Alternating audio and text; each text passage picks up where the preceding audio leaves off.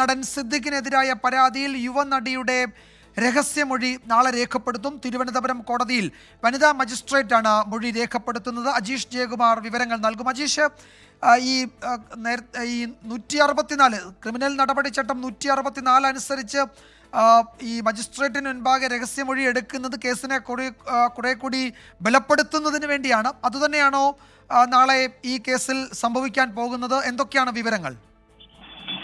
വിജയകുമാർ, ഈ ബലാത്സംഗ കേസുകൾ രജിസ്റ്റർ ചെയ്യുമ്പോൾ ഇത് 164 സ്വാഭാവിക നടപടിയാണ്. അതിന്റെ ഭാഗമായിട്ടാണ് നടിയുടെ രഹസ്യമൊഴി നാളെ രേഖപ്പെടുത്താൻ തീരുമാനിച്ചത്. തിരുവനന്തപുരം മജിസ്ട്രേറ്റ് കോടതിയിൽ വനിതാ മജിസ്ട്രേറ്റാണ് മൊഴി രേഖപ്പെടുത്തുക. ഈ നടിയുടെ വൈദ്യപരിശോധനയും പൂർത്തിയാക്കിയിട്ടുണ്ട്. മസ്കറ്റ് ഹോട്ടലിനോടും രേഖകൾ ഹാജരാക്കാൻ പോലീസ് നിർദ്ദേശം നൽകിയിട്ടുണ്ട്. അതായത് യുവനടിയുടെ മൊഴി പ്രകാരം 2016 തിരുവനന്തപുരം മസ്കറ്റ് ഹോട്ടലിൽ വെച്ചാണ് സിദ്ദിഖ് പീഡിപ്പിച്ചെന്നാണ് ആരോപിക്കുന്നത്.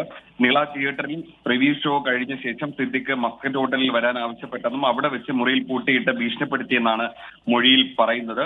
ഇതിനെ തുടർന്നാണ് മസ്കറ്റ് ഹോട്ടലിനോട് ഈ സംഭവം നടന്ന ദിവസത്തെ രേഖകൾ ഹാജരാക്കാൻ നിർദ്ദേശം നൽകിയിട്ടുള്ളത്. എന്തായാലും ഇന്ന് രാവിലെ 11:30 മുതൽ ഏതാണ്ട് ഉച്ചയ്ക്ക് 2:30 വരെ 3 മണിക്കൂർ നീണ്ട മൊഴിയെടുപ്പാണ് പോലീസ് നടത്തിയത്. മ്യൂസിയം പോലീസ് സ്റ്റേഷനിലെ പ്രിൻസിപ്പൽ SI ആയിരുന്നു നടത്തിയത്.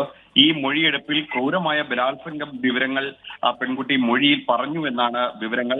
സിദ്ദിഖിനെതിരെ ഗുരുതര പരാമർശങ്ങളാണ് ഈ മൊഴിയിൽ ഉണ്ടായിരുന്നത്.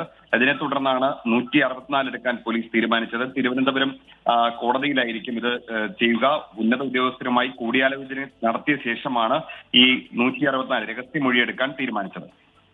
തിരുവനന്തപുരം കോടതിയിലെ വനിതാ മജിസ്ട്രേറ്റാണ് നാളെ മൊഴി രേഖപ്പെടുത്തുന്നത്. അന്വേഷണം വളരെ വേഗത്തിൽ മുന്നോട്ട് പോവുകയാണ്. സിദ്ദിഖ് മുൻകൂർ ജാമ്യത്തിന് നീക്കം തുടങ്ങി എന്ന വിവരവും നേരത്തെ പുറത്തു വന്നിരുന്നു. അജീഷ് ജയകുമാറാണ് വിവരങ്ങൾ നൽകിയത് തിരുവനന്തപുരത്ത് നിന്ന്.